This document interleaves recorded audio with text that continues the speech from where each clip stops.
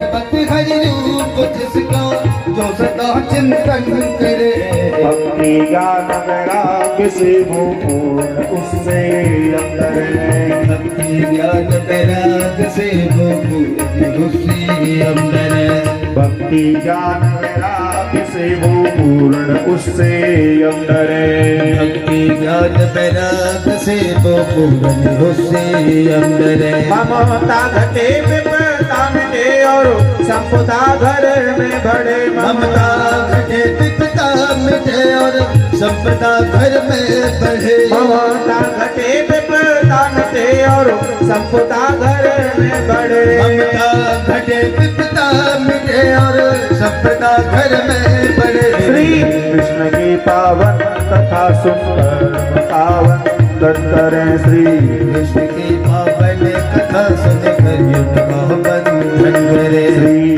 कृष्ण की पावन कथा सुनकर पावन करें। श्री कृष्ण की पावन कथा सुनकर युग बंधन करे। प्रथम दिवस की कथा के अंतर्गत पर्वतेश्वर महादेव मंदिर प्रांगण से श्रीमद् भागवत महापुराण की कथा का पूजन किया और यहाँ भक्तों ने भागवत कथा को शिरोधार्य किया। माताओं बहनों ने कलश धारण किए। बड़े धूमधाम हर्षोल्लास के साथ में नगर परिभ्रमण किया। व्यास पीठ पर भागवत जी को विराजमान किया। व्यास पूजन और कथा का आरंभ। कथा के आरंभ में नारद के द्वारा भक्ति के पुत्र ज्ञान वैराग्य की मूर्छा को दूर किया गया।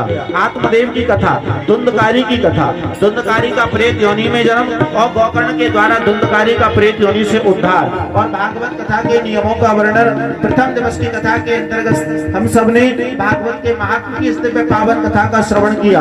फिर हम सब आए हैं द्वितीय दिवस की कथा में। द्वितीय दिवस की कथा में परम ब्रह्म भगवान श्री नारायण के दिव्य अवतारों के कारण को जाना, भक्ति के प्रकार, धर्म अधर्म की व्याख्या, द्रौपदी चीन, पांडवों का वन गमन और भगवान श्री कृष्ण का हस्तिनापुर आना, दुर्योधन को समझाना, दुर्योधन का नाम मानना, विदुर विदुरानी के आंगन को पवित्र करना, पांडवों के लिए युद्ध के लिए प्रेरित करना, महाभारत युद्ध, अर्जुन के सारथी बनकर के युद्ध क्षेत्र में जाना, अर्जुन को श्रीमद् भगवत गीता का उपदेश और यहाँ विराट के दर्शन पाकर अर्जुन का युद्ध आरंभ। कौरव और पांडवों के मध्य में महाभारत का युद्ध, जिसमें भगवान श्री कृष्ण का पांडवों को निमित्त बनाकर अधर्मी कौरवों का विनाश कराया जाना, अभिमन्यु का युद्ध में मारा जाना और यहाँ भीम के द्वारा दुर्योधन की जंगाओं को तोड़ देना, कौरवों का परास्त होना और पांडवों का युद्ध पर विजय प्राप्त कर लेना। द्रोण पुत्र अश्वत्थामा के द्वारा द्रौपदी के सोते हुए पांचों पुत्रों का वध करना, पंच पांडवों का वध और फिर अश्वत्थामा को बंदी बना लिया जाना। अश्वत्थामा के द्वारा अभिमन्यु पत्नी उत्तरा के गर्भ का नाश करना, पर भगवान श्री कृष्ण के द्वारा पांडवों के वंश की रक्षा करते हुए उत्तरा के गर्भ के प्राणों की रक्षा करना और समय आने पर उत्तरा के द्वारा पुत्र का जन्म, जिसका नाम परीक्षित रखा गया। तो परीक्षित जन्म की दिव्य पावन कथा का वर्णन आपने द्वितीय दिवस की कथा के अंतर्गत श्रवण किया। फिर हम सब आए हैं तृतीय दिवस की कथा में। कलयुग के आगमन को देख परीक्षित को राज्य देकर पांडवों का स्वर्गारोहण के लिए प्रस्थान कर जाना और परीक्षित राज्य आरंभ। परीक्षित के द्वारा कलयुग को 5 स्थान प्रदान करना। फिर परीक्षित का मुकुट पहन वन शिकार खेलने के लिए जाना और परीक्षित के हाथों से सनत ऋषि का अपमान, श्रुति का महाराज परीक्षित को श्राप, परीक्षित वनगमन और सुखदेव मुनि मिलन। सुखदेव मुनि के द्वारा परीक्षित के कल्याणार्थ श्रीमद् भागवत सप्ताह कथा का आरंभ। कथा के आरंभ में परम ब्रह्म भगवान श्री नारायण के नाभि कमल से ब्रह्मा की उत्पत्ति और ब्रह्मा के द्वारा सृष्टि का विस्तार। सनक सनंदन सनातन सनत कुमार का जन्म, भृगु अंगिरा कश्यप सेन अत्रि वशिष्ठ गौतम दक्ष प्रजापति का जन्म, रुद्र अवतार 12 अवतार, 12 भगवान के द्वारा हिरण्याक्ष का वध करके पृथ्वी को लेकर आना, जल की ऊपरी सतह पर लाकर के पृथ्वी को रखना, मनु शत्रुपा का पृथ्वी पर वास कर जाना, जिनके यहाँ 2 पुत्र और 3 कन्याओं का जन्म।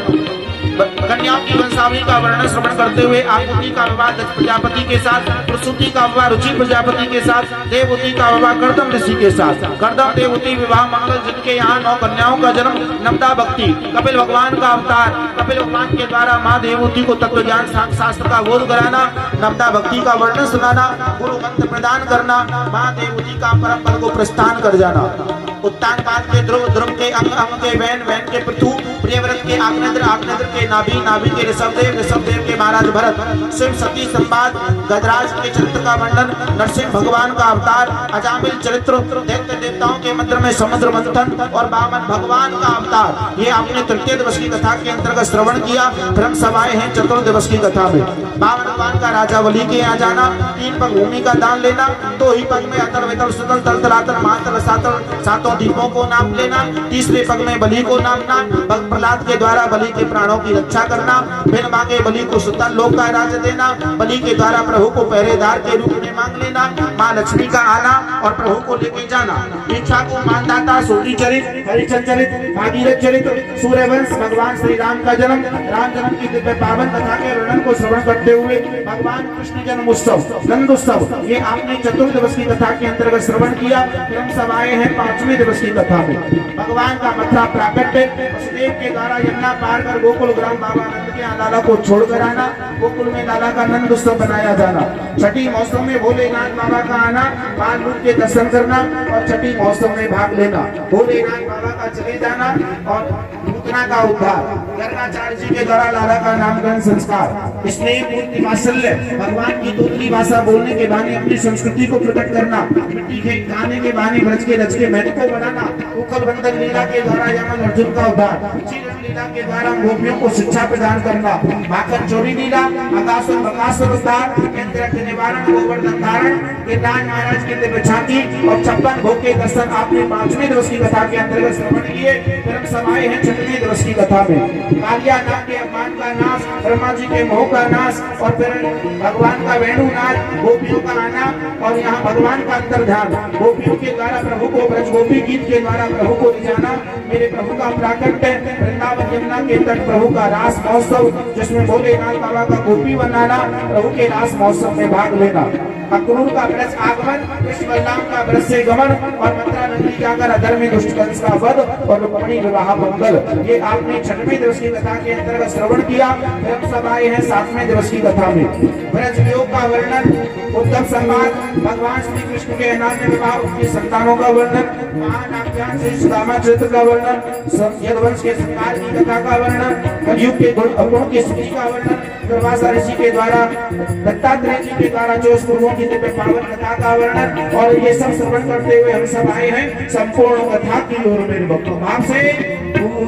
तथा अर्जुन सुदामा ये सखा गोपाल के, कथा अर्जुन सुदामा ये सखा गोपाल के, तथा अर्जुन सुदामा ये सखा गोपाल के, तथा अर्जुन सुदामा ये सखा गोपाल के, तो सभी आशीष गुण गाए यशोदा तुमको सभी आशीष गुण गाए यशोदा नाम की। श्री कृष्ण नारायण वंदे कृष्ण वंदे ब्रज प्रियम, श्री कृष्ण नारायण वंदे कृष्ण वंदे ब्रज प्रियम, कृष्णं द्वैपायनं वन्दे कृष्णं वन्दे प्रभासुतं, कृष्णं द्वैपायनं वन्दे कृष्णं वन्दे प्रभासुतं, कृष्णं द्वैपायनं वन्दे कृष्णं वन्दे प्रभासुतं, कृष्णं द्वैपायनं वन्दे कृष्णं वन्दे प्रभासुतं,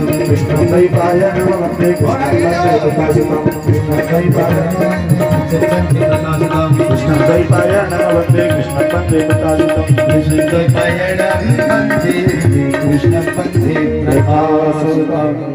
इस तरह सुखदेव मुनि ने राजा परीक्षित को यहाँ ये संपूर्ण कथा का सार सुनाया मेरे भक्तों, और संपूर्ण कथा के सार को श्रवण कर अब सुखदेव मुनि यहाँ विदा लेके जाने लगे। और परीक्षित गंगा के तट पर विराजमान, ऋषि का श्राप अखारत नहीं जा सकता।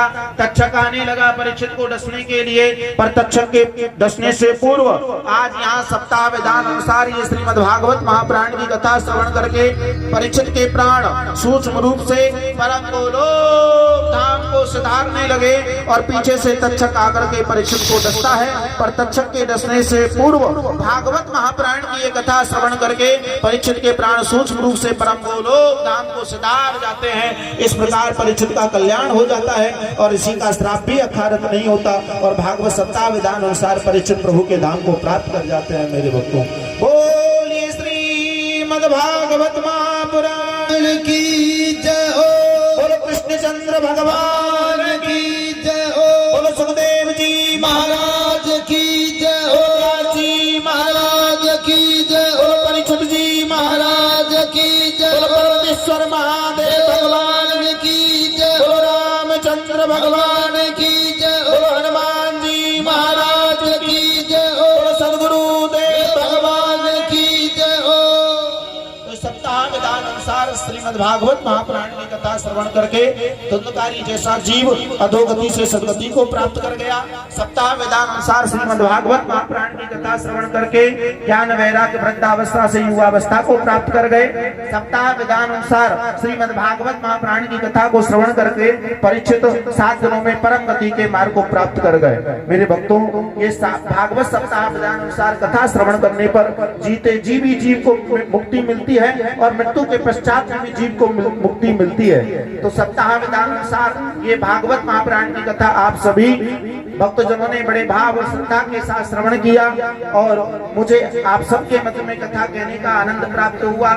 मुझे कथा कहने का आनंद आया, आप लोगों को आनंद आया या नहीं आया ये आप लोग जाने, बाकी मुझे कहने में बहुत बहुत आनंद की अनुभूति आप सबके मध्य में कथा कहने को प्राप्त हुई। मेरे भक्तों, आज मेरे जीवन का 437वां ये भागवत महापुराण की कथा का आयोजन पर्वतेश्वर महादेव मंदिर में निर्विघ्न रूप से पूर्ण हुआ। ये सबसे बड़ी सफलता का लक्षण है, कार्यक्रम का निर्विघ्न रूप से सफल हो जाना। अब इस कथा में से आप सभी भक्तों ने बड़े भाव श्रद्धा के साथ कथा श्रवण किया है, तो मैं इस कथा में से जो भी आपको अच्छा लगा हो, जिसे आप ग्रहण कर सकते हो, यदि इस कथा का आपको पुण्य लेना है, इस कथा का यदि आपको लाभ लेना है, तो केवल कथा सुनने से कथा का लाभ नहीं मिलेगा। कथा का लाभ तब मिलेगा जब कथा सुन करके हम अपने जीवन में यदि परिवर्तन ना आए, अपने व्यवहार में, अपने चरित्र में यदि परिवर्तन ना आए, तो समझ लेना कि हमें कथा का लाभ नहीं मिला। यदि कथा का लाभ लेना है तो जो भी मैंने कहा, आपको जो अच्छा लगा हो, धर्म की, नीति की, सामाजिक, पारिवारिक जो भी बातें आपको अच्छी लगी हुई हो, आज इस कथा में से एक ना एक बात को आप अपने जीवन में अवश्य उतार लेना। यदि आप एक भी बात उतार लोगे तो आपका सुना और मेरा कहा ये सब सार्थक हो जाएगा। मेरे भक्तों, कथा सुन करके अपने आचरण, अपने व्यवहार, अपने चरित्र में कुछ उतारना चाहिए, कुछ परिवर्तन आना चाहिए, तो कथा सुनना हमारा सार्थक हो जाता है। तो मैं व्यासपीठ से सभी ठाकुर जी के चरणार बिंदु में प्रार्थना करता हूँ कि गोविंद आपके जीवन में जो भी रोग दोष हैं, जो भी कष्ट है, दुख है, परमात्मा उसका हरण करे। आपके हृदय में जो भी कामना है, मेरे गोविंद उस कामनाओं को पूर्ण करे। मनवांछित फल आपको प्राप्त हो। मेरा शुभ आशीर्वाद आपके लिए हमेशा बना रहे और आपके हृदय में परमात्मा के चरणार बिंदु के प्रति भक्ति बढ़ती रहे और आपके आने वाली जो नई पीढ़ी है उनका भविष्य उज्जवल हो। इन्हीं कामनाओं के साथ मैं अपनी वाणी को विराम दूंगा। बहुत बहुत सुंदर भव्य आयोजन आज आप सभी कॉलोनी वासियों ने मिलजुल करके, सभी भक्तजनों ने, माता बहनों ने, बच्चों ने, सभी नवयुवा बच्चों ने, सभी विकास समिति के जितने भी कार्यकर्ता हैं, सब ने, यहाँ के स्थानीय सभी भक्तजनों ने प्रत्यक्ष रूप से, अप्रत्यक्ष रूप से, सबने तन से, मन से, धन से सहयोग करके इस आयोजन को आज पूर्ण किया। ये सबसे बड़ी सफलता का लक्षण है। आप सबके सहयोग से इस कार्यक्रम को आज पूर्ण किया गया है। तो आप सभी भक्तजनों ने मिलजुल करके ये कार्यक्रम सफल बनाया। मैं ठाकुर जी के चरणार बिंदों में प्रार्थना करता हूँ कि आपको इतनी सामर्थ्य शक्ति प्राप्त हो कि आप इसी तरह से धर्म कर्म के कार्यक्रम कराते रहे और ठाकुर जी की कृपा आपके जीवन में हमेशा बनी रहे। मेरा शुभ आशीर्वाद। और ये आयोजन पूर्ण हुआ। मैं प्रसन्न चित्त मुद्रा से आप लोगों से विदा ले रहा हूँ। किसी प्रकार की कोई कमी नहीं हुई। ठाकुर जी ने जो किया वो अच्छा किया। अब वो मुझे नहीं मालूम क्या हुआ क्या नहीं किया, ये ठाकुर जी के ऊपर है। बाकी विषय बाद का है। कल अंतिम भागवत कथा का हवन यज्ञ होगा। हवन यज्ञ में आप सभी भक्तों को भाग लेना है। जो भी इच्छुक हो हवन यज्ञ में भाग लेने के लिए वो अवगत करा दें, ताकि उसी हिसाब से हवन यज्ञ की तैयारी की जाए। तो असार नाम संसार, सार भगवान नाम सार, संसार सार है। सार से प्रभु नाम में भक्ति गुणानुवाद श्रवण करते रहे। इन्हीं शब्दों के साथ मैं अपनी वाणी को विराम दूंगा। बोलो राधे राधे राधे राधे। और अगला भागवत कथा का आयोजन 11 तारीख सोमवार से नाका मदार राधा कृष्ण मंदिर में प्रारंभ होने के लिए जा रहा है। ये भागवत कथा का अगला कार्यक्रम 11 तारीख सोमवार से नाका मदार राधा